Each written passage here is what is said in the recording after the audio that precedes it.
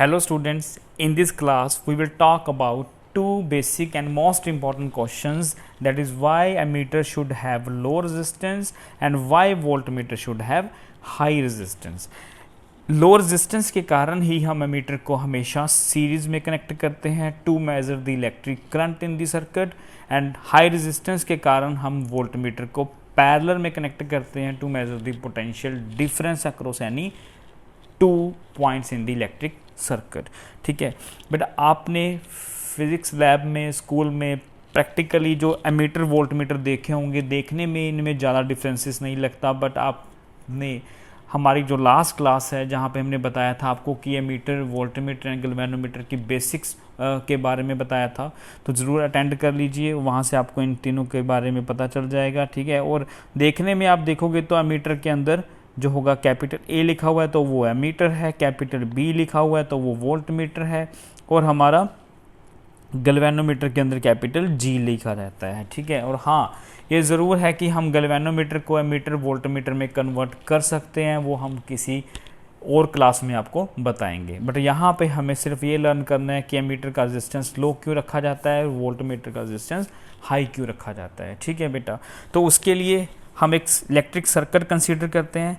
Electric circuit में मान लीजिए आपने कोई यहाँ पे इलेक्ट्रिक अप्लाइंस लगा रखा है, कोई लोड लगा रखा है। ठीक है, इसको चाहे आप इलेक्ट्रिक अप्लाइंस बोल सकते हो, ओके, और आप यहाँ पे इसको लोड भी बोल सकते हो। लोड एनी जनरल बल्ब लगा लो, कुछ भी लगा लो बेटा, उसका रेजिस्टेंस मान लीजिए है आपका 2 ओम रेजिस्टेंस। ठीक है, तो उसके को हमने किसी बैटरी के क्रॉस ये हमने इनपुट वोल्टेज दी, मान लीजिए 12 वोल्ट।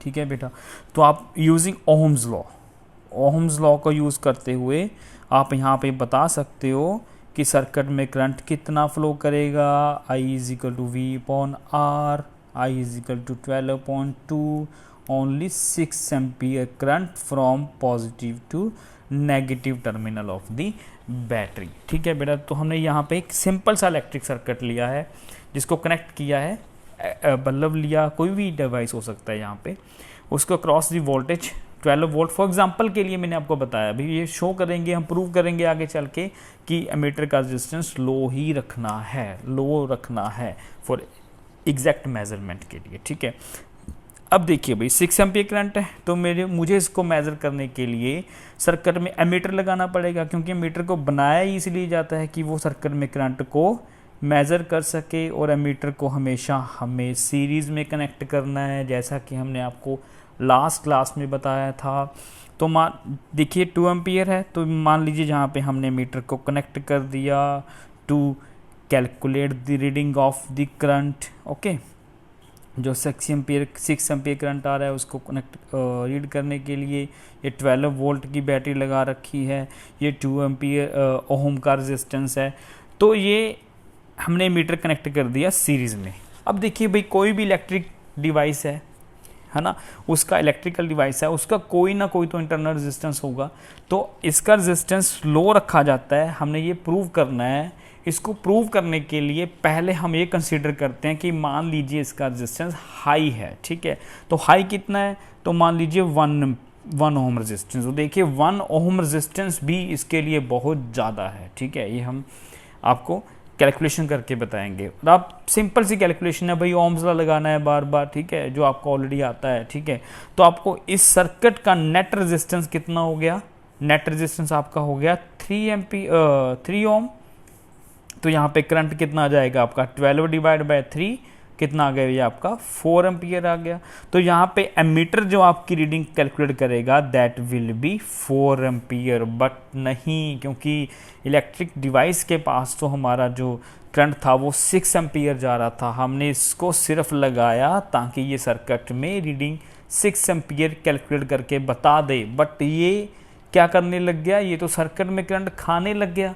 इसको लगाया था कि करंट मेज़र करके बताए कि 6 एम्पियर है, बट ये तो भाई करंट खाने लग गया ना। आप देख सकते हो क्यों खा रहा है करंट, क्योंकि इसका रेजिस्टेंस है, और 1 ओम रेजिस्टेंस भी इसके लिए बहुत ज़्यादा है। ठीक है, तो ये देखिए 4 एम्पियर करंट नोट करके बता रहा है, ये 2 एम्पियर करंट ये खा रहा है। ठीक है बेटा, तो समझ रहे होगे आप कि यहाँ पे इसका रेजिस्टेंस लो होना चाहिए।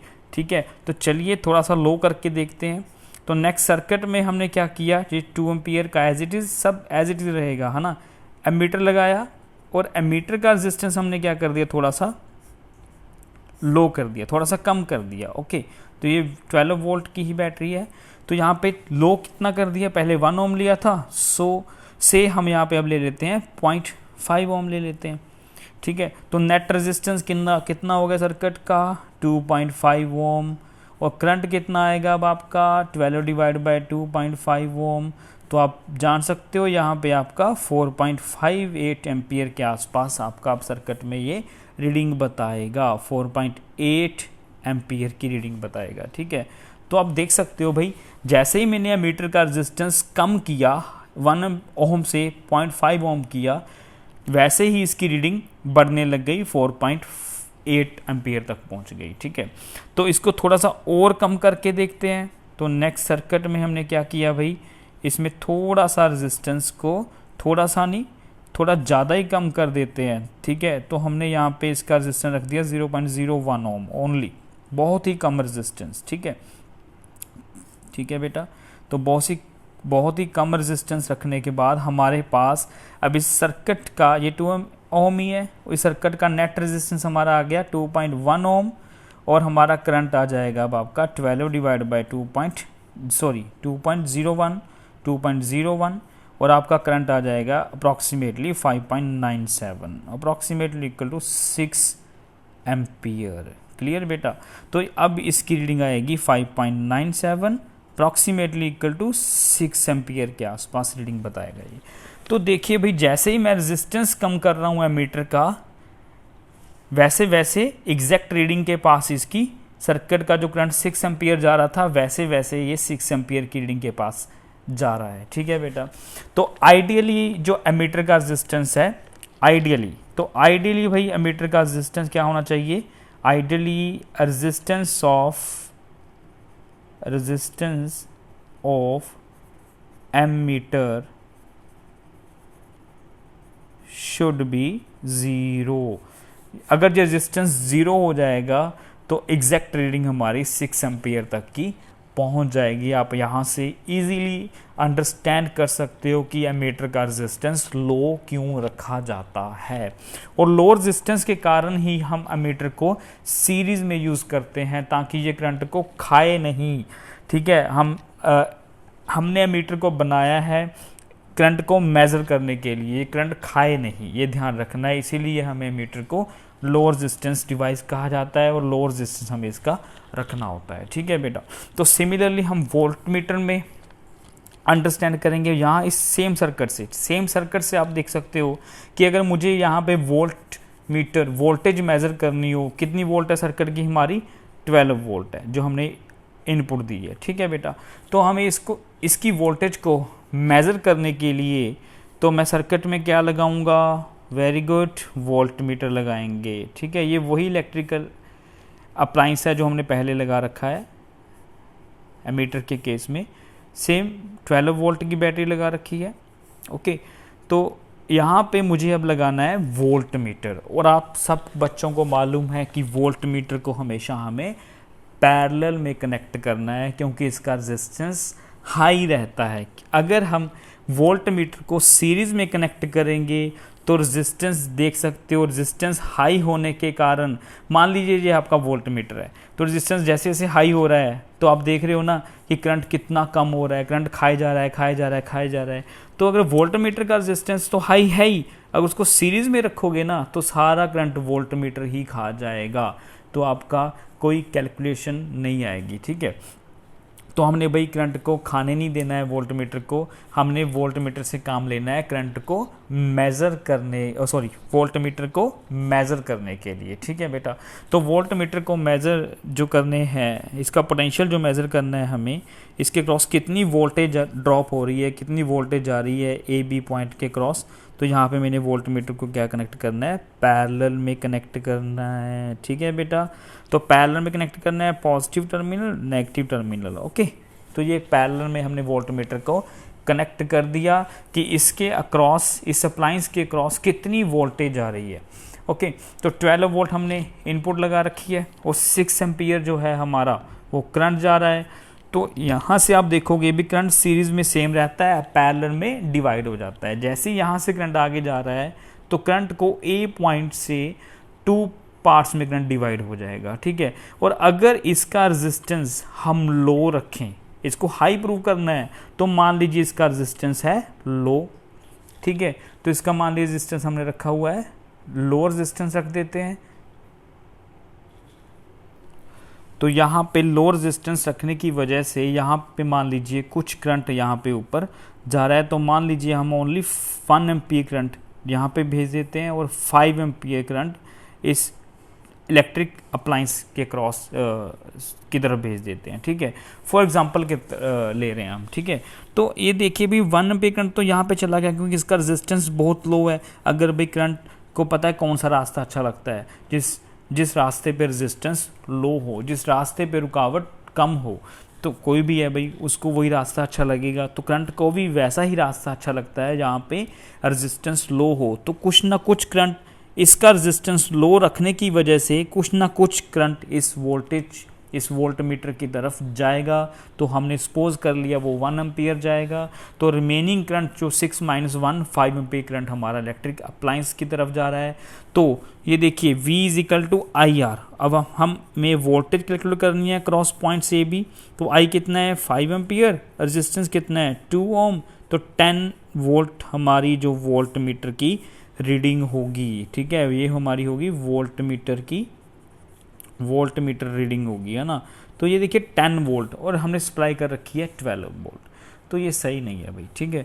तो अभी हमें धीरे धीरे, जैसे हमने मीटर के रेजिस्टेंस को धीरे धीरे कम किया था, वैसे वैसे हम वोल्टमीटर के रेजिस्टेंस को बढ़ा करके देखते हैं, इंक्रीज करके देखते हैं क्या होगा। तो ये अगेन वोल्टमीटर, ठीक है, कनेक्ट कर दिया cross 2 points A and B, है ना। तो ये बैटरी तो ऑलरेडी लगाई रखी है हमने 12 वोल्ट की, है ना। तो 6 एम्पियर करंट जा ही रहा है। तो जैसे हमने थोड़ा सा रेजिस्टेंस इसका हाई किया, है ना, लो से रेजिस्टेंस थोड़ा सा हाई कर दिया, तो ये देखिए यहाँ से करंट अब 1 एम्पियर जा रहा था, तो नेचुरली ये थोड़ा सा कम करंट जाएगा ना।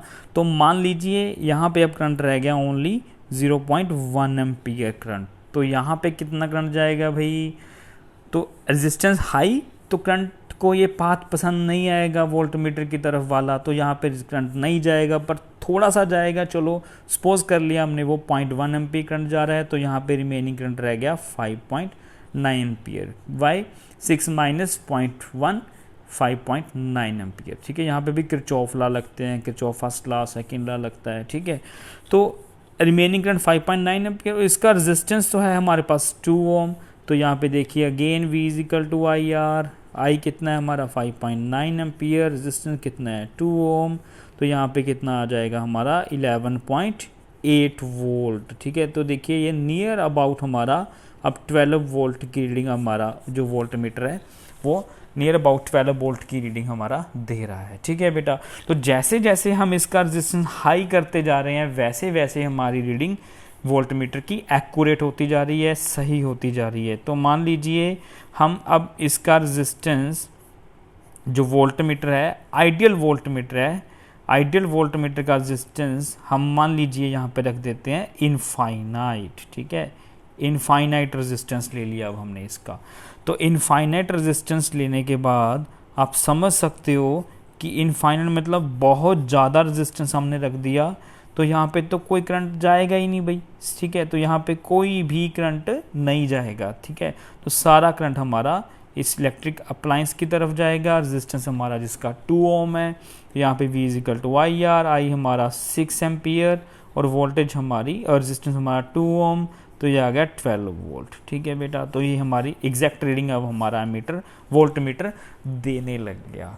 क्यों देने लग गया, क्योंकि हम जैसे जैसे इसका रेजिस्टेंस हाई करते जा रहे हैं, करंट उसकी तरफ कम जा रहा है, एग्जैक्ट करंट जा रहा है इलेक्ट्रिक अप्लायंस की तरफ, और सारी की सारी रीडिंग हमारी कैलकुलेट हो रही है सही, ठीक है बेटा। देखिए वोल्टमीटर को ना हमें पोटेंशियल डिफरेंस मेज़र करना है, इसका और कोई काम नहीं है सर्किट में। करंट के रिलेटेड कोई भी इसका काम नहीं है, ठीक है। और करंट इसको पसंद भी नहीं है भाई, इसका रेजिस्टेंस बहुत हाई है क्योंकि, है ना।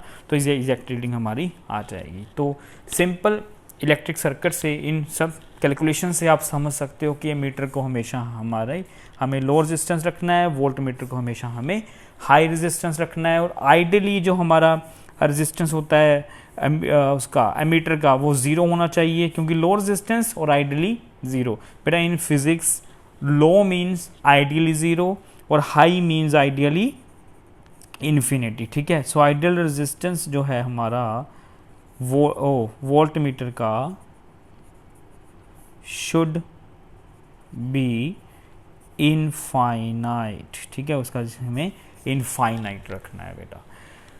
उम्मीद है आप सबको इस क्लास से आपके एमीटर को सीरीज़ में लगाना है, पैरेलल में लगाना है, लो रेजिस्टेंस किसका होना चाहिए, क्यों होना चाहिए, हाई किसका होना चाहिए, क्यों होना चाहिए, सब क्वेश्चंस के आंसर आपके क्लियर हो गए होंगे। थैंक यू, पढ़ते रहिए अच्छे से, थैंक यू।